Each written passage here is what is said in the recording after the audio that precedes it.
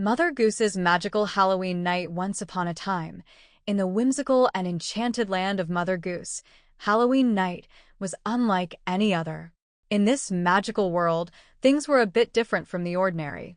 Here, Halloween wasn't just about trick-or-treating or wearing costumes.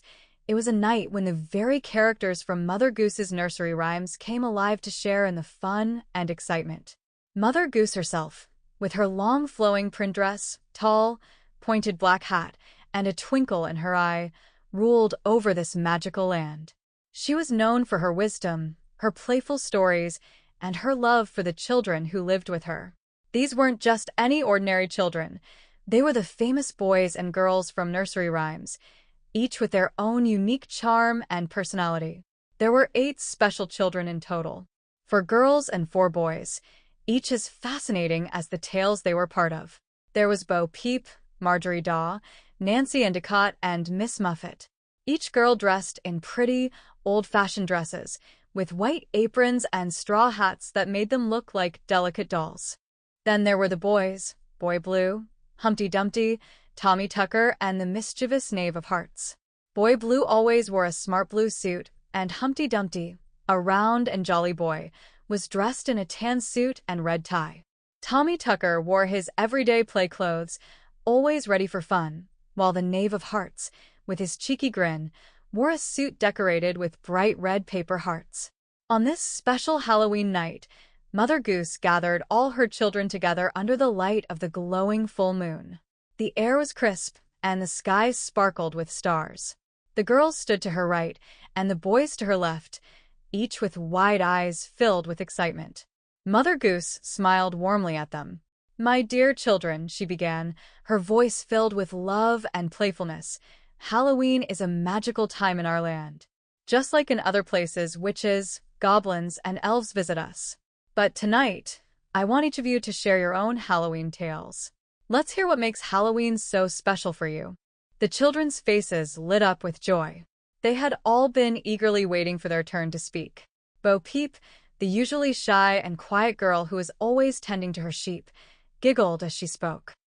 "On Halloween night," she said, her eyes sparkling with mischief, "I don't watch over my sheep.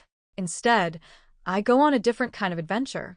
I search for sneaky little elves that hide behind the trees and in the pumpkin patches. They're always playing tricks." Boy Blue, always the busy one with his horn, nodded seriously. "I never sleep on Halloween night," he admitted. "What if a black cat comes and wakes me up rudely?" No, I stay awake to finish my tasks, keeping everything in order, just in case something spooky happens." The other children laughed at Boy Blue's seriousness. Next, Marjorie Daw, who was known for being slow and steady, surprised everyone. "I may move slowly," she said with a grin, "but when I saw a big, white ghost chasing me across the lawn last Halloween, you should have seen how fast I ran. Even a rabbit couldn't have caught up with me." Humpty Dumpty, the jolliest of them all, burst into laughter. "Halloween is my favorite time," he exclaimed. "I play so many silly tricks that I laugh all year long just thinking about them. But I have to be careful. One slip and I might take a tumble."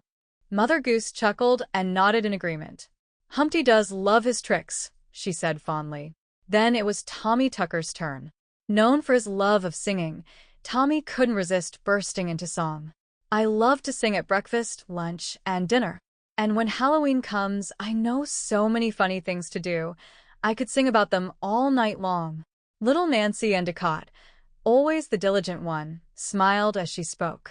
"On Halloween, I have an important job," she said proudly.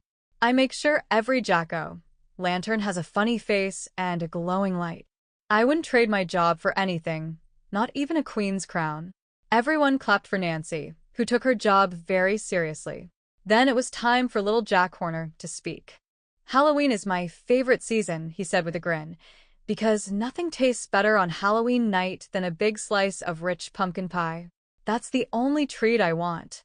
Miss Muffet, who was usually scared of spiders, spoke up next, surprising everyone. "Spiders don't scare me on Halloween," she said bravely. "Neither do wasps. I love watching the black cats, owls, and even the goblins as they flit about. The witches flying across the sky. Well, that's my favorite part." Mother Goose beamed with pride. You see, my dear children really do love Halloween. It's a time for fun, laughter, and magical adventures.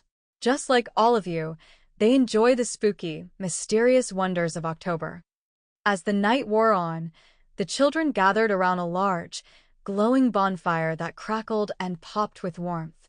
They roasted marshmallows and shared more stories, laughing and singing under the moonlit sky. Suddenly, there was a loud whoosh, and a broomstick swooped down from the sky. A friendly witch had come to join the fun, carrying a basket full of candy and treats for everyone. She cackled kindly and said, "Happy Halloween, my dear friends. May your night be filled with magic and joy."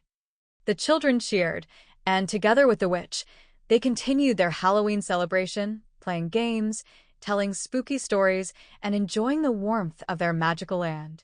Pumpkin pie was served, and Miss Muffet, for the first time ever, didn't flinch when a spider joined her on her tuffet.